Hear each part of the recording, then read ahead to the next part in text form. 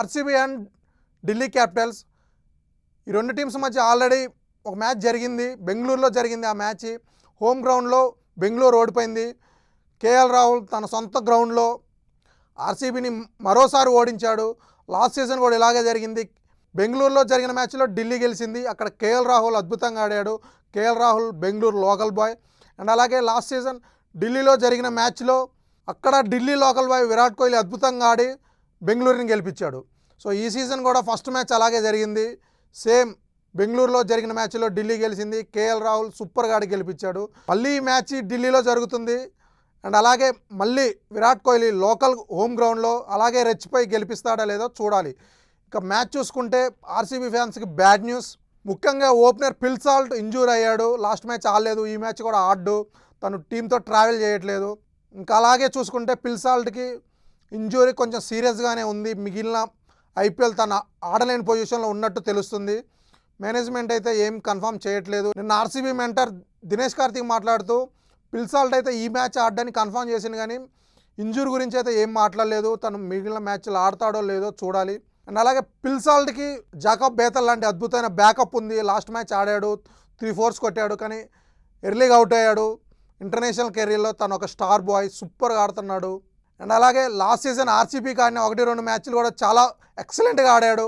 CSK మీద అయితే 60+ runs కొట్టాడు. సో ఫిల్ సాల్ట్ లేకపోయినా బేతల్ ఉన్నాడు కాబట్టి వాళ్ళకి పెద్ద ఇబ్బంది లేదు. అండ్ ఈ టీంని ఎక్కువ ఇబ్బంది పెడుతుంది మాత్రానికి జితేష్ శర్మ అండ్ రొమారియో షిఫాడియో. వాళ్ళు వరుసగా ఫెయిల్ అవుతున్నారు. రొమారియో అయితే బ్యాటింగ్లో బౌలింగ్లో రెండిట్లో ఫెయిల్ అవుతున్నాడు. రొమారియోని పక్కన పెట్టి వెంకటేష్ అయ్యర్ని ఆడించాలని ఫ్యాన్స్ అంతా కోరుకుంటున్నారు. ఎందుకంటే వెంకటేష్ అయ్యర్ అద్భుతంగా ఆడగలడు, తను బౌలింగ్ వేయగలడు. బ్యాటింగ్లో చూసుకుంటే తను ఏ పొజిషన్లో అయినా ఆడగలడు. ఓపెనర్ నుంచి మిడిల్ ఆర్డర్ వరకు తను సూపర్ బ్యాట్స్మెన్. అండ్ అలాగే రొమారియోని పక్కన పెడితే ఒక డఫీ లాంటి మంచి బౌలర్ని కూడా తీసుకోవచ్చు. Jacob Bethell, Tim David, Hazlewood, Duffy ఈ 4 ఫారిన్ ప్లేయర్స్తో వెళ్తే మాత్రానికి టీం సూపర్గా ఉంటుంది. అండ్ ముఖ్యంగా వీళ్ళని బౌలింగ్ ఇబ్బంది పెడుతుంది. హెజ్లీవుడ్ అనుకున్నంతగా రాణించట్లేదు. ఒక భూవి ఒక్కడే అద్భుతంగా వేస్తున్నాడు.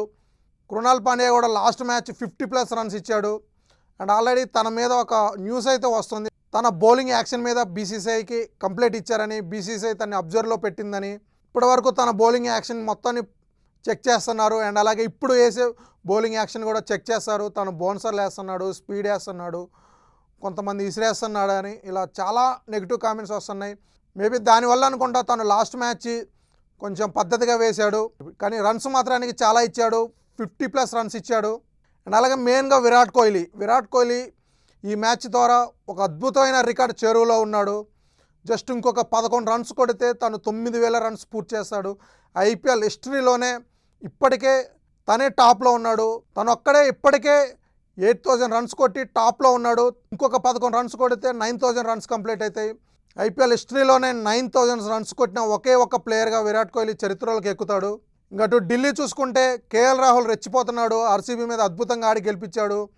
మొన్న అయితే అసలు హిస్టరీ క్రియేట్ చేశాడు. ఐపీఎల్లో ఇండియన్ బ్యాట్స్మెన్లో టాప్ స్కోర్ కొట్టాడు. 150+ రన్స్ కొట్టాడు తను. అయినా కానీ ఆ మ్యాచ్ ఓడిపోయింది. బౌలింగ్ అంత వీక్గా ఉంది. ముఖ్యంగా ఇప్పటి వరకు అద్భుతంగా బౌలింగ్ వేసిన యంగ్నీడి మొన్న ఇంజూరీ అయ్యాడు, తన హాస్పిటల్లో ఉన్నాడు. సో తను లేకపోవడం మాత్రానికి టీంకి బాగా మైనస్. అది మొన్ననే అర్థమైంది. 264+ రన్స్ కూడా వాళ్ళు డిఫెండ్ చేసుకోలేకపోయారు. బౌలింగ్ అంత వీక్గా ఉంది. ముఖ్యంగా కుల్దీప్ యాదవ్ ఫెయిల్ అవుతున్నాడు కంటిన్యూస్గా.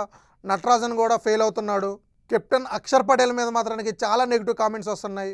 అటు బ్యాట్స్మెన్గా బౌలర్గా తను ఫెయిల్ అవుతున్నాడు. అండ్ అలాగే వాళ్ళ ఫీల్డింగ్ కూడా చాలా వీక్గా ఉంది.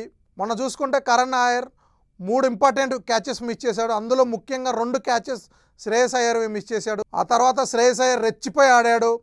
265 చేసింగ్ని ఈజీగా చేసేశారు ఇంకొక ఓవర్ ఉండగానే. బౌలింగ్ అండ్ ఫీల్డింగ్ అంత వీక్గా ఉంది ఢిల్లీది. ఇటు చూసుకుంటే ఆర్సీబీ మాత్రానికి ఫీల్డింగ్ అద్భుతంగా చేస్తుంది. ఫిల్ సాల్ట్ కానీ, బేతల్ కానీ, వెంకటేష్ అయ్యర్, రజిత్ పడిదార్, టీమ్ డేవిడ్, దేవదత్ పడికల్, విరాట్ కోహ్లీ వీళ్ళు ఫీల్డింగ్ సూపర్గా ఉంది. ఫీల్డింగ్, బ్యాటింగ్, బౌలింగ్ అద్భుతంగా ఉంది ఆర్సీబీది. ఢిల్లీ చూసుకుంటే ఓన్లీ బ్యాటింగ్ బాగుంది. అది కూడా only KL Rahul and Nitish Rana వాళ్ళిద్దరే ఆడుతున్నారు. లాస్ట్ మ్యాచ్ వాళ్ళిద్దరే ఆడారు. మొన్న చూసుకుంటే కేఎల్ రాహుల్ సింగిల్ హ్యాండెడ్గా 150 రన్స్ కొట్టాడు. నితీష్ రాణా 90+ రన్స్ కొట్టాడు. నితీష్ రాణా అంతా ముందు కూడా 50+ రన్స్ కొట్టాడు. వాళ్ళిద్దరు సూపర్ ఫామ్లో ఉన్నారు. అండ్ అలాగే Miller and Stubbs middle order కూడా చాలా బాగుంది వాళ్ళది. చూడాలి మరి ఈ మ్యాచ్ ఆర్సీబీ గెలుస్తుందా ఢిల్లీ గెలుస్తుందా, ఆర్సీబీ గెలిచి ఢిల్లీ మీద రివెంజ్ తీర్చుకుంటుందా లేదా.